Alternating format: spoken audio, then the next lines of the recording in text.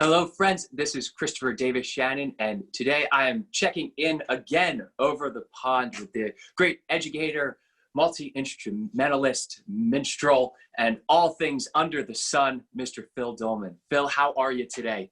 I'm great, thank you, and it's lovely to see you. Thanks for having me. Oh, so wonderful to have you here, and I'm really looking to chatting with you, but first, do you mind if we just kick it off with a tune? Yeah, go for it.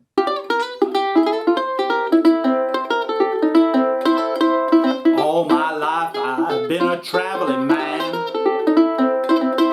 All my life I've been a traveling man.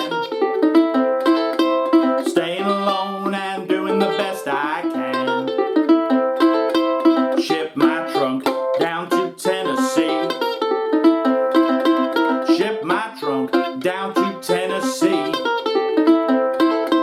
Hard to tell about a man like me. I met a girl, I couldn't get her off my mind. I met a girl, I couldn't get her off my mind. She passed me up saying she didn't like my kind.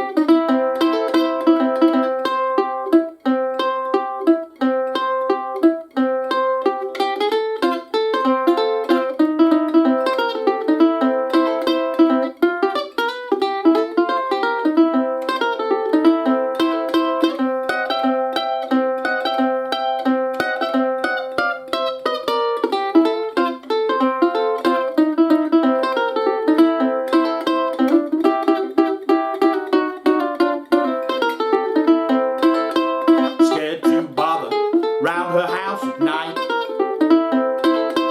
Scared to bother around her house at night. She got a police dog craving for a fight.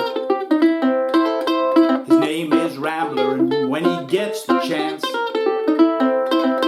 his name is Rambler, and when he gets the chance, he leaves his mark on everybody's pants. Guess I'll travel, guess I'll let it be. Guess I'll travel, guess I'll let it be. Before she sets that police dog on me.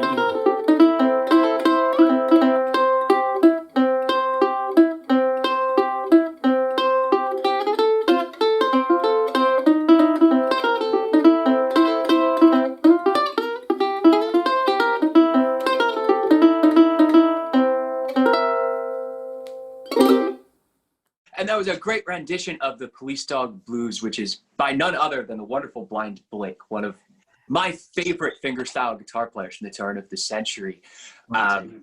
Yeah, and if anyone's not familiar with, this is obviously done on guitar, but Phil's, on ukulele, I'm sorry, but this is originally a guitar piece that he has adapted. And one of the things I love about Phil is the books that he writes take some of these old tunes and place them in a really accessible manner on the uke. So I'm curious, what kind of drove you to take these old guitar tunes and arrange them for ukulele? Well, I kind of got into this music through British folk clubs, which is crazy, but you go to folk clubs, or you used to back in the 80s and 90s, because I'm that old, and there would always be somebody there who wasn't playing some English folk ballad, but they'd be playing a Blind Blake tune or a Reverend Gary Davis tune or something like that. Yeah. And I then started to see people like John Remborn. Stefan Grossman came over on tour a few times. I saw him, and I really got into that music. And I used to play it on the guitar quite a lot, still do. And then when I started playing the uke, I wasn't really sure what to do with the uke. So I started, the first thing you do is you try and play what you did before. Yeah. And so I just started adapting my sort of, it's the magic thumb, it's the alternating thumb. Yeah. And weirdly on a uke, because I don't use a low fourth, that stops being the bass and it puts an extra note in all of the little runs. Right, and it's odd because you almost, I do the same thing. I play all high G uke and do Piedmont style playing as well from time to time. And it's almost as if you're thinking about it more from a banjo perspective at that point than a guitar perspective, which is sort of indicative of that music anyway. I mean, a lot of people back then were doing both 5-string banjo, which was really the more common one at the time, as well as guitar. So it's interesting historically even to think of it in that light using the re-entrant tuning of uke. Yeah, yeah. A lot of my favorite performers, because I started to then sort of go backwards in time. So as I got older, I was listening to earlier and earlier music. And so I'm really into, you know, the jug bands and the string bands and the stuff from the really early 20th century. And in those, you quite often don't have a guitar. Right. There'll be a 5-string banjo or a tenor banjo or a mandolin banjo or something. And they made music with whatever they could get their hands on, really, whatever instruments were around. And I think the uke's kind of in that tradition, because anyone can grab one. Well. Yeah.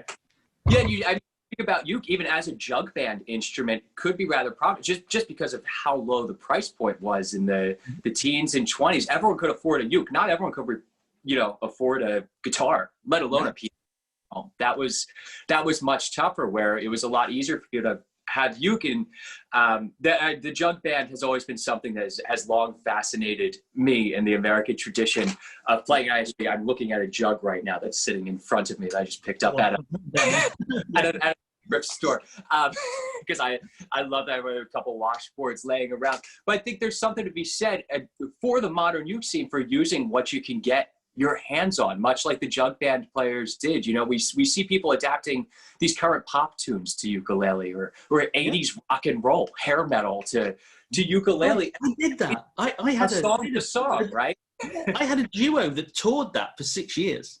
Really? We played. Yeah. I'll send you a video. We were called the Re-Entrants. We treated it like it was two middle-aged balding men who suddenly had the opportunity to relive what they were doing before, ironically. So we played the same stuff. We did AC/DC, we did Motorhead, but then we also did Madonna and Britney Spears, but we presented it like a rock band, just with 2 ukes. Right. And it worked for ages. It worked great. And then everybody started doing pop songs, and we thought, oh, the novelty's gone now. So we went back to the stuff we used to listen to when we we'll weren't go back to novelty tunes now. yeah, real novelty tunes, yeah. Yeah. So that book you have, the blues ukulele one that the Police Dog Blues is in. One of my other favorite ones that you have in there is the Wine and Boy Blues, which is one of my favorite personal Kelly Roll Morton tunes. Absolutely. That a lot of people are familiar with, and it's such a good one. But it's one of those ones that just lays perfectly on uke. It almost was made for the instrument. Yeah, and it's amazing how many of them work like that. It's astonishing. And the funny thing that got me about that is I had picked up your book a year or so ago, and I had already been playing Wine and Boy on uke. Right. And the arrangements are almost identical because it just fits that well. How you do it. That's how you do it on the uke, yeah. No other way to play it. But besides this blues book that you have, I think the book you're most known for is more about music theory and how to apply it to uke, which is a scary topic for a lot of players. And you try to make it out into a way that it's less scary, which is a challenge for people. It's a necessary evil if you want to continue in music and really keep going. You have to have some understanding. You don't have to be a master of theory by chance. So what got you into writing that book? Wow. I mean, the first one I did was about 4 years ago, which was that one, How Music Works on the Ukulele, which the idea was it so slowly became sort of my thing. So when I go to a festival and run workshops, I'll be the guy who's teaching theory. But I don't normally tell people I'm going to teach them theory, because then they don't come to the workshop. I know that game. Yeah. So you say that we're learning Beatles songs, or we're learning jug band songs, or whatever it is you're doing.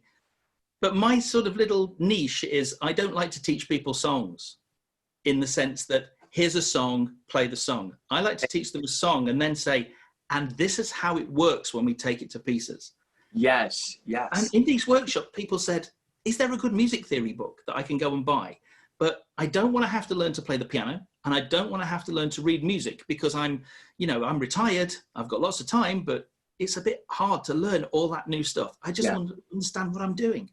So I wrote a theory book that does it just via the medium of the ukulele. I think I referenced a piano keyboard once just to illustrate something, but everything else is chord diagrams and descriptions of how things go together.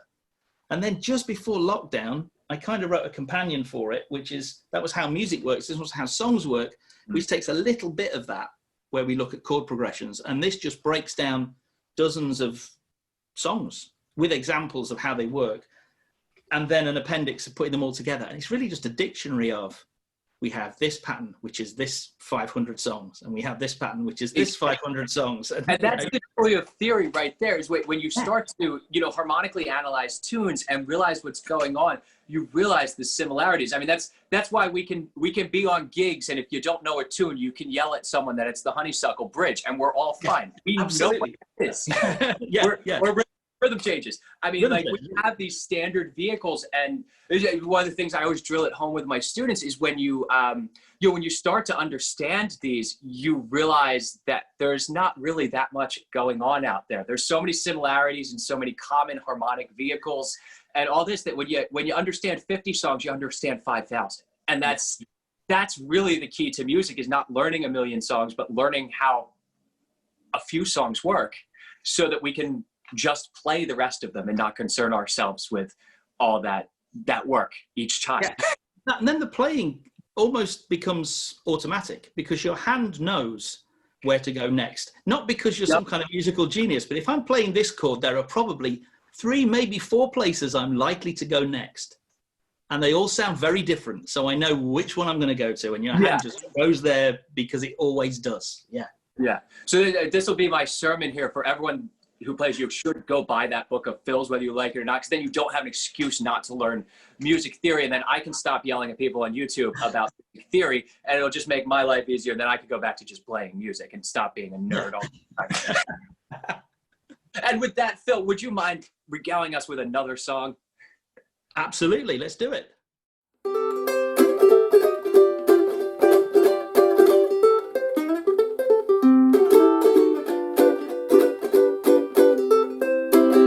Everybody's talking about the sweetie nowadays. I got the one with the sweetest ways. Your baby might roll the jelly fine, but nobody's baby can roll it like mine. Your baby ain't sweet like mine. She makes me jelly roll all the time. And when I'm feeling sad and blue, my baby knows just what to do. She even calls me honey. She lets me spend her money. I never has my baby put me outdoors. She even buys me all of my clothes. I don't mean to brag, just want to put you in line. Your baby ain't sweet like mine, no she ain't. Your baby ain't sweet like mine.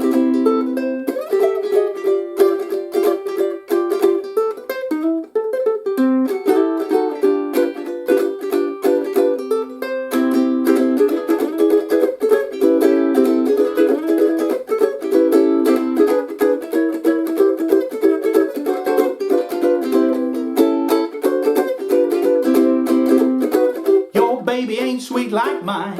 She makes me jelly roll all the time. And when I'm feeling sad and blue, my baby knows just what to do. She even calls me honey. She lets me spend her money. Never has my baby put me outdoors. She even buys me all of my clothes. I don't mean to brag, just want to put you in line. Your baby ain't sweet like mine, no she ain't. Your baby ain't sweet like mine, no she's not. Well, your baby, she's sweet, but she ain't sweet like mine.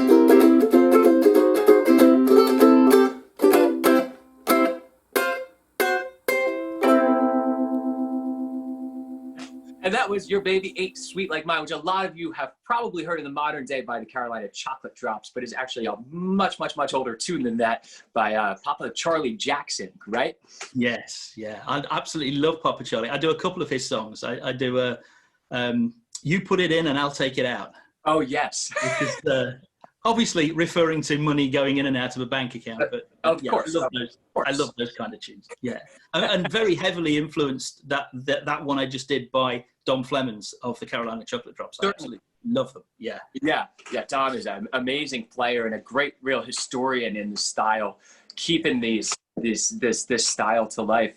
Now I'm curious. You live very far away from me, to say the least. You know, I live in America, and this music was common when I was growing up. I heard it. So you said earlier that you were going to folk groups and hearing a lot of these tunes, but what really got you to kind of dive down this rabbit hole of early American music? Well, really, it was, I was like most teenagers. I was about 15, 16 years old. Like you, I started as a bass player, only I was electric bass, and I was playing in loud bands and things like that.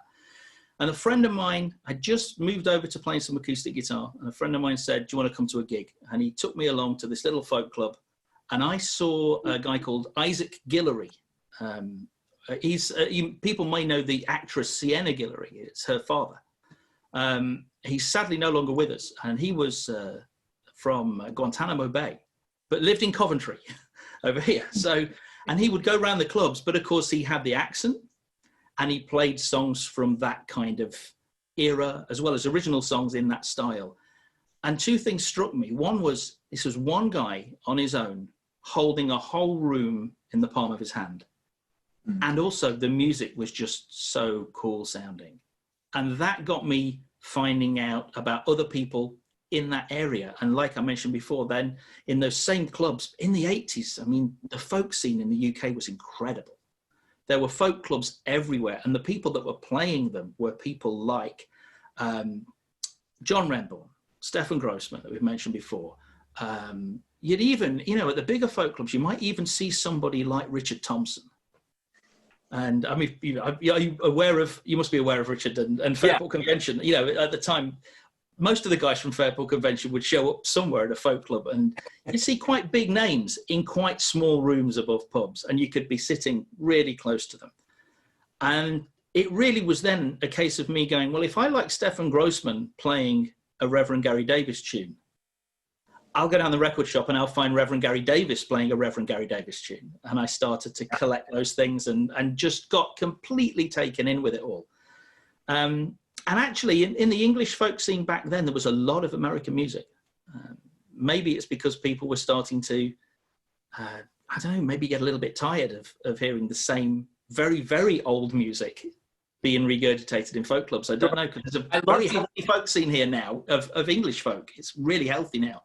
But it was maybe going in a little bit of a dip that needed filling with American music. Yeah, that's interesting to hear. Yeah, the 80s for us was sort of a lull in our folk music scene and the popularity of it. We had the big resurgence in the 50s and such in Greenwich Village with Dave Van Ronk and the like of that. And then it kind of fell out of favor for a bit. I'm seeing a big resurgence in the past 10 years or so. And I think at least over here, so much of that can just be attributed to the accessibility of music now. You know, you don't have to go troll the old record shops like you and I did and find the 45s and the 78s. And listen to them and transcribe. I mean, everyone has YouTube and Spotify, and you can find all this old music and consume so much of it in such a short period of time. Yeah.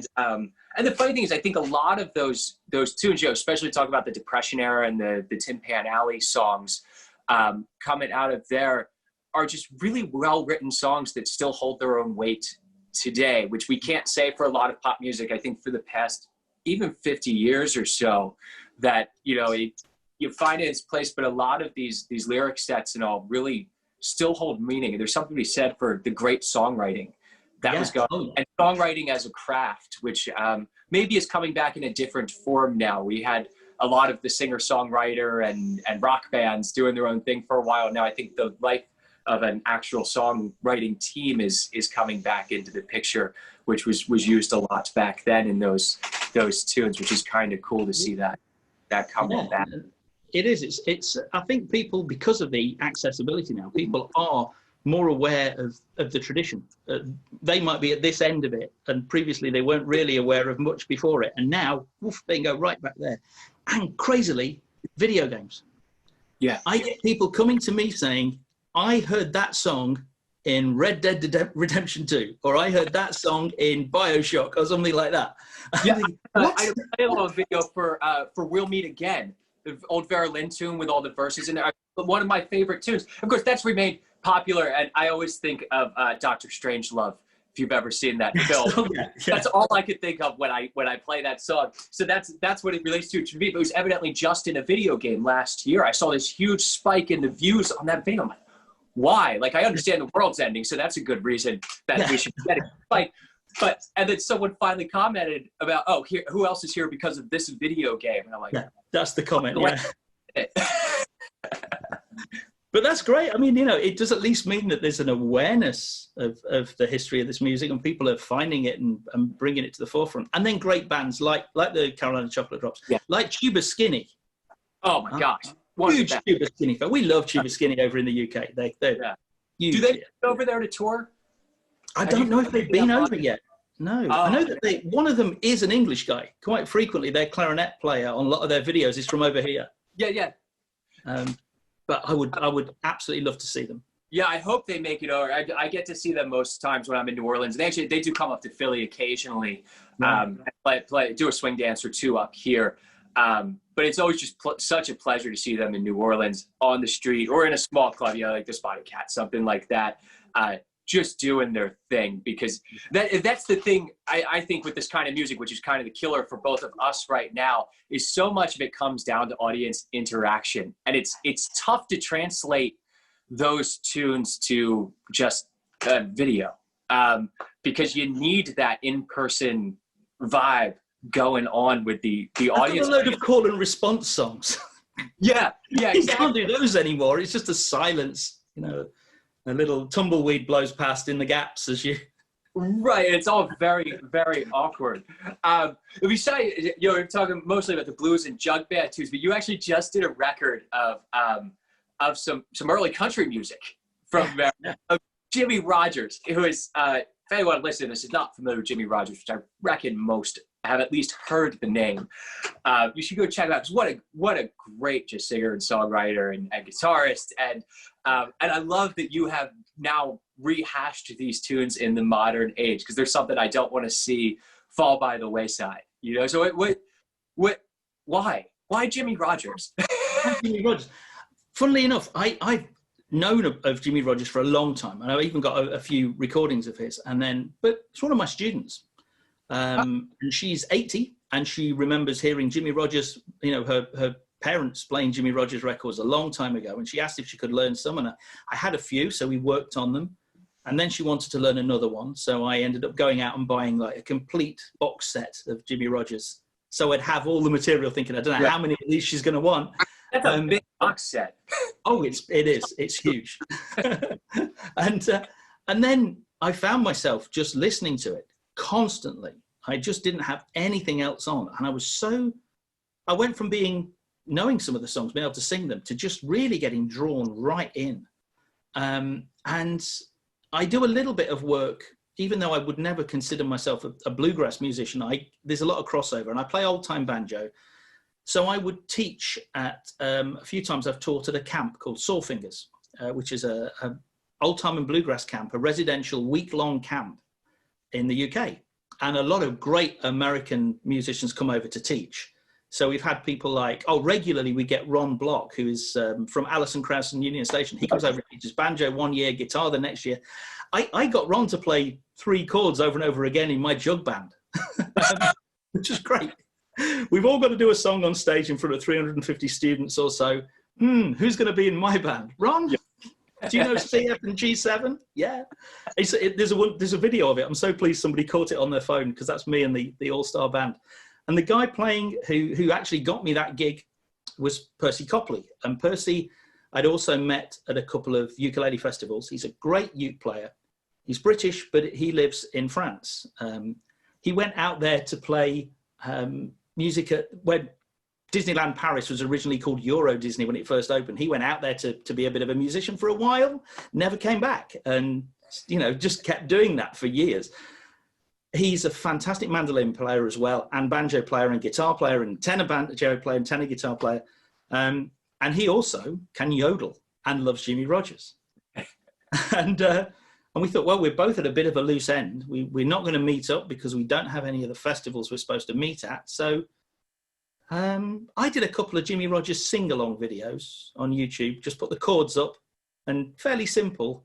And they then started to get taken to pieces and sent to Percy. And then I get excited. I come down in the morning, have my coffee and log on and see if I got a file from Percy. And if I had, that would be it. The rest of the morning's gone.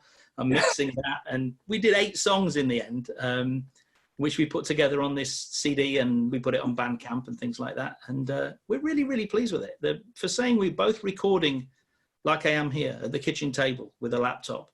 Yeah. It came out sounding really good. And it is amazing that we can do things like that now. Oh, thank goodness. Sit at home and record an entire record.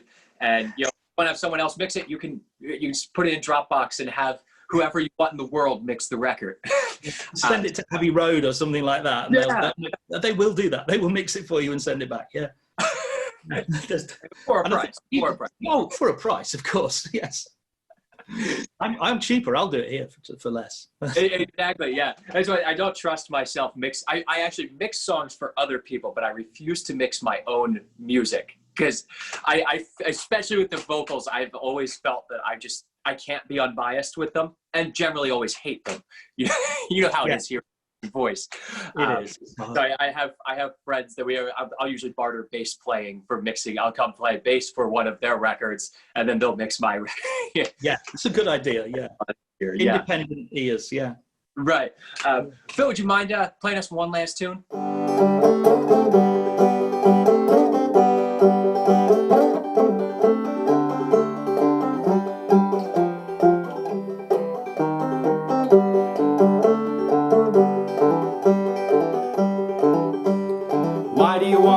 So hard, why do you want to work so hard? There'll be no time left to appreciate what you've done. So pour a drink, pull up a seat, take the weight off your aching feet, find some time to have a little fun. Why do you want to wake at dawn? Why do you want to wake at dawn? You'll only have the hens for company. So stay in bed, rest some more before your feet hit that cold hot floor. Your jobs will be there in an hour or 3.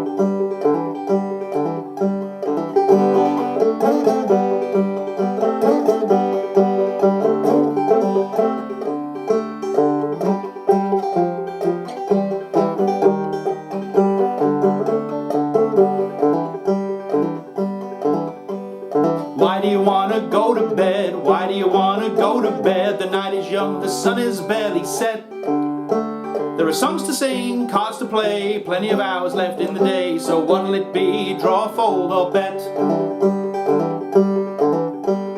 Why do you want to work so hard? Why do you want to work so hard? With no time left to appreciate what you've done.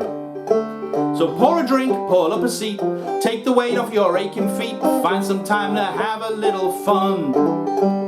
Find some time to have a little fun.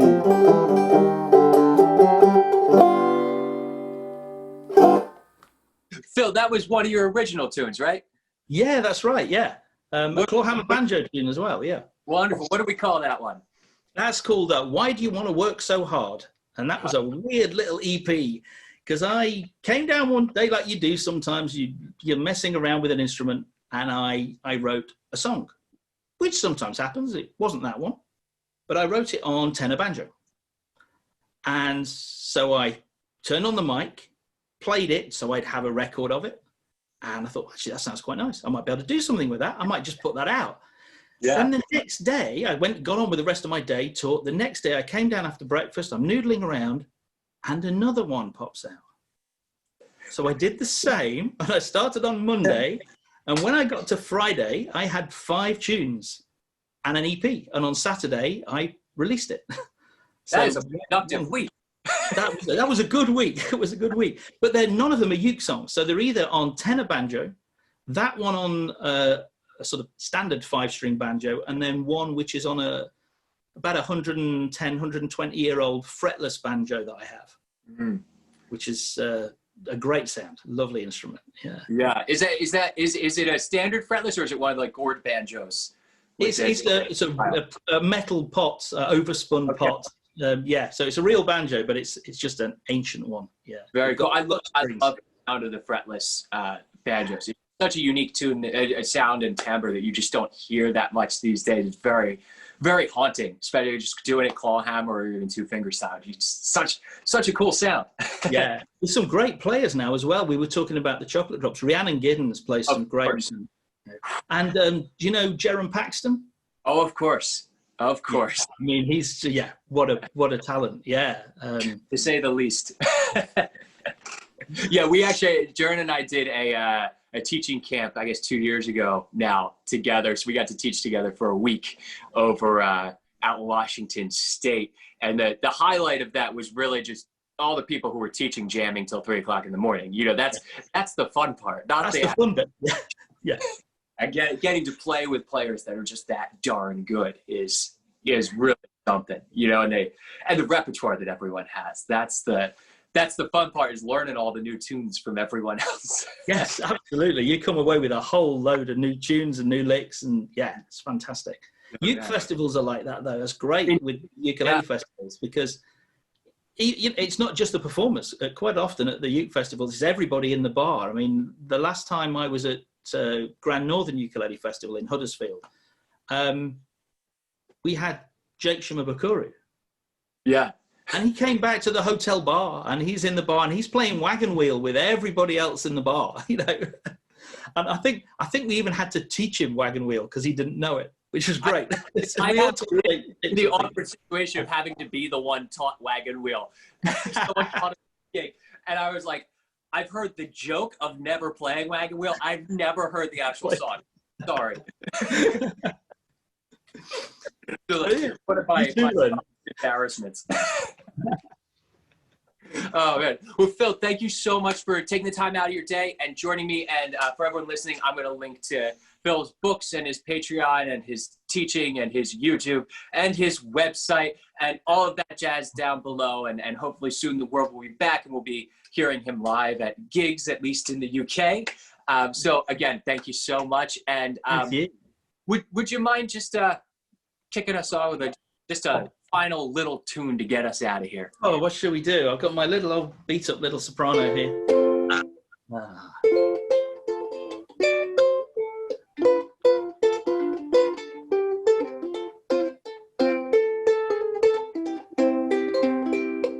That's my favorite note.